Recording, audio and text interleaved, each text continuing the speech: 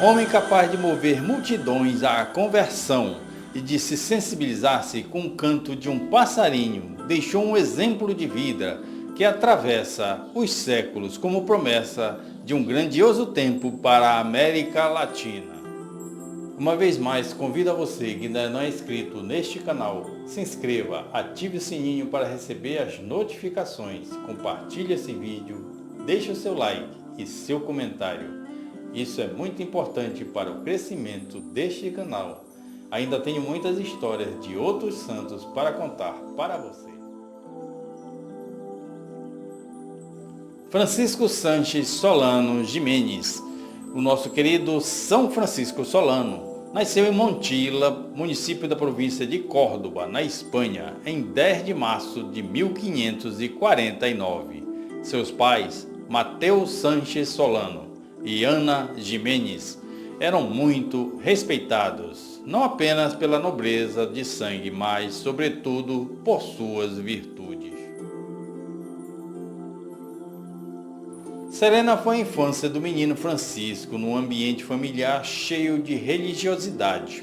Dotado de um temperamento recolhido e contemplativo, entretinha-se observando longamente a natureza, encantado por sua beleza. Devido a uma rara sensibilidade musical, tinha como passatempo predileto alimentar com migalhas as melodiosas avezinhas encontradas nos jardins da casa a cantar com elas. Começava assim a exercitar-se uma voz que havia a cantar as grandezas de Deus às bárbaras nações indígenas. Todavia, tal seriedade de espírito não significava indolência de caráter. Quando presenciava algum desentendimento entre as crianças ou mesmo entre os adultos, orientava com seriedade os contendores e sempre tentava a reconciliação. Exercia, além disso, singular influência sobre as pessoas com as quais convivia. Bastava sua presença para aquietarem-se as más inclinações, os vícios perderem o dinamismo e as almas se sentirem propensas à virtude. Caindo em terreno fértil, suas lições de catecismo logo frutificaram. Dedicado à oração, devoto da Santa Missa e assíduo frequentador do sacramento da penitência, o garoto Francisco auriu nessa intensa vida de piedade as energias para triunfar nas lutas da adolescência, mantendo ilibada pureza e retidão de conduta. No Colégio Jesuíta de Montilla, Francisco era considerado modelo de integridade e muito estimado pelos colegas, inclusive pelos jovens de costumes levianos, a ponto de bastar ele se aproximar de qualquer roda para enfindar-se as más conversas e criar-se entre os rapazes um sadio ambiente de alegria. Quando sentiu em sua alma a vocação religiosa, logo a identificou com o carisma franciscano que vira espelhado nos frades do convento de São Lourenço em sua cidade. Fez seus estudos em Córdoba, junto dos jesuítas, onde mostrou ser pessoa dotada de viva inteligência dada à contemplação e à caridade. Antes de concluir os estudos de medicina, que havia iniciado com brilhantismo, pediu para ingressar na ordem dos frades menores da província de Granado. Em 1569, vestiu o hábito dos frades e fez neste convento a profissão religiosa em 25 de abril de 1570. Sempre muito austero, paciente, humilde e perfeito na observância da regra, continuou os estudos de filosofia e teologia no convento de Santa Maria de Loreto, em Sevilha, morando inclusive em um minúsculo canto do coro. Celebrou a sua primeira missa em 4 de outubro de 1576. Em 1581 foi nomeado mestre de noviços do convento de Arrozafa, em Córdoba, na Colômbia, ofício que continuou a desempenhar no convento de São Francisco do Monte da Serra Morena. para onde foi transferido em 1583 e onde exerceu depois as funções de guardião e de pregador. Em todas as partes, acompanhava a fama de santidade e de taumaturgo, devido aos milagres que realizava. Quando ocorreu o alastramento da peste bubônica na vizinha cidade de Montoro, voluntariamente se ofereceu para cuidados dos empestados.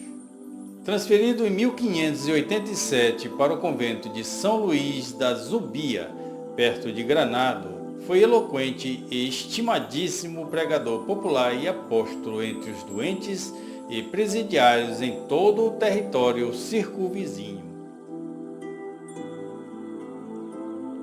Não obstante, quanto mais se aplicava às doutrinas, mais se fortalecia em seu coração o anseio de realizar um sonho há tempos acalentado, tão característicos das almas apaixonadas por Cristo, o martírio. Ser missionário no Marrocos parecia o melhor meio de concretizar tal aspiração, pois não era raro receberem a palma do martírio os religiosos que se aventuravam a evangelizar essa região. Pediu aos superiores para lá o enviarem, mas não foi atendido.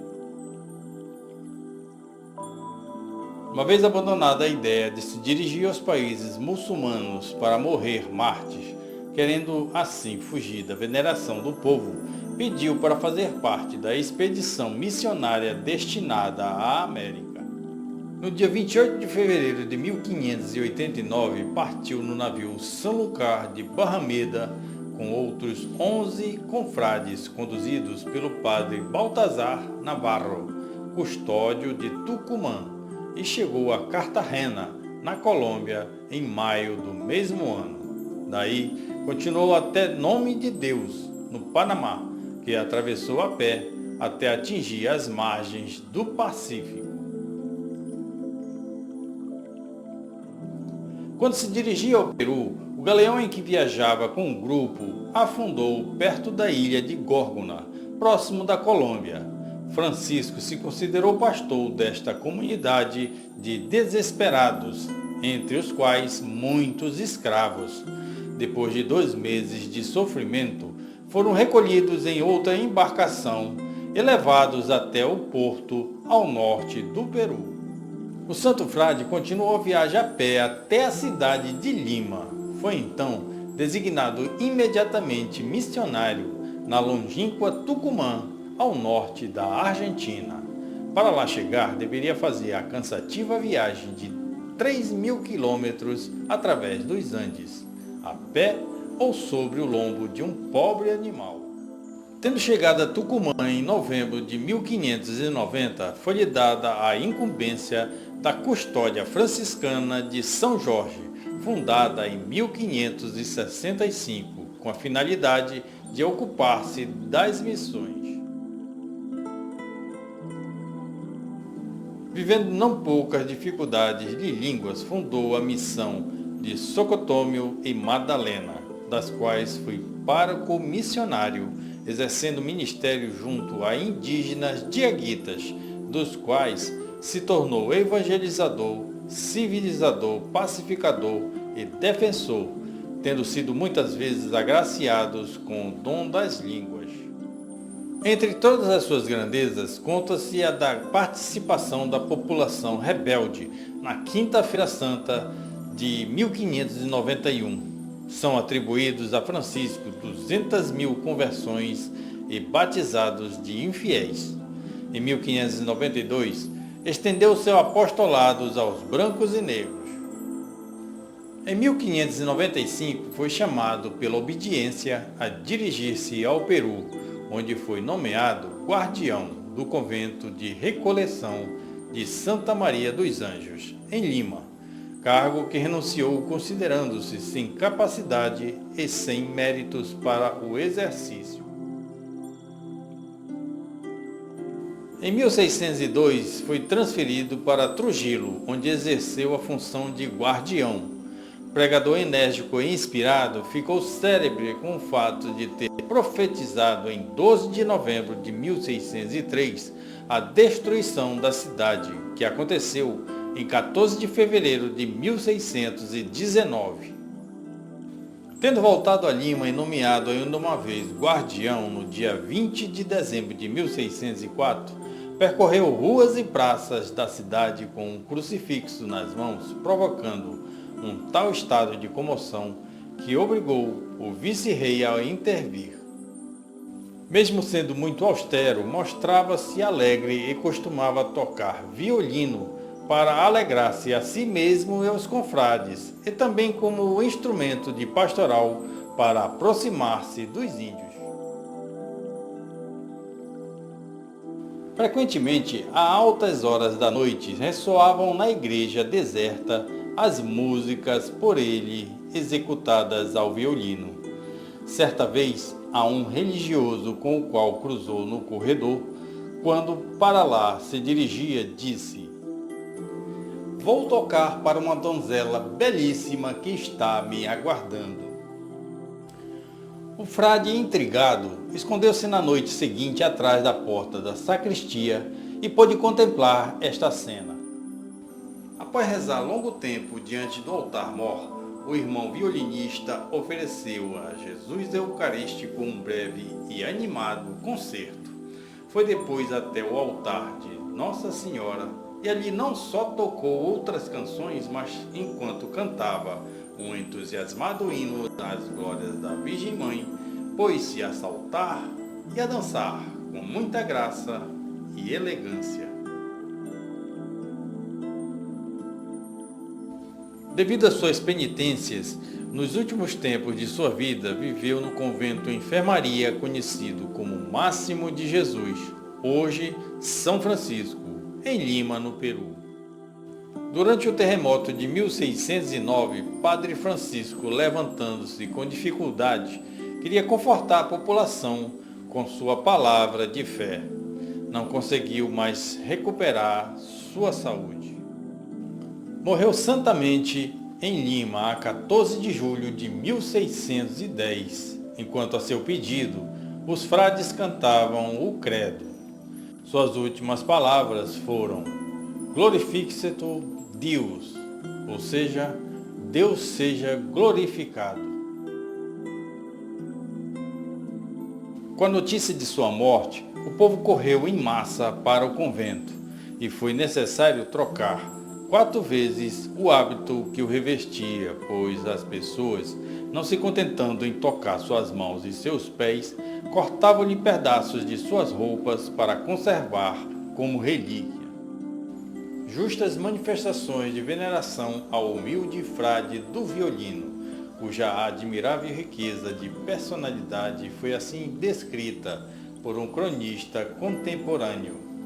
Na penitência e na pregação, foi um João Batista; no zelo pela fé, um Elias; na paz interior e na caridade, um Moisés; na esperança do eterno, um São Francisco de Assis.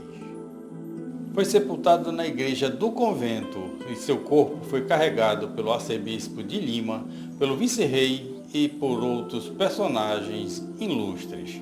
São Francisco Solano foi canonizado pelo Papa Bento XIII a 27 de dezembro de 1726. Que possamos também contemplar a natureza, as alegrias, que são dons divinos, e os ensinamentos deixados por São Francisco Solano em nossas vidas. São Francisco Solano, rogai por nós.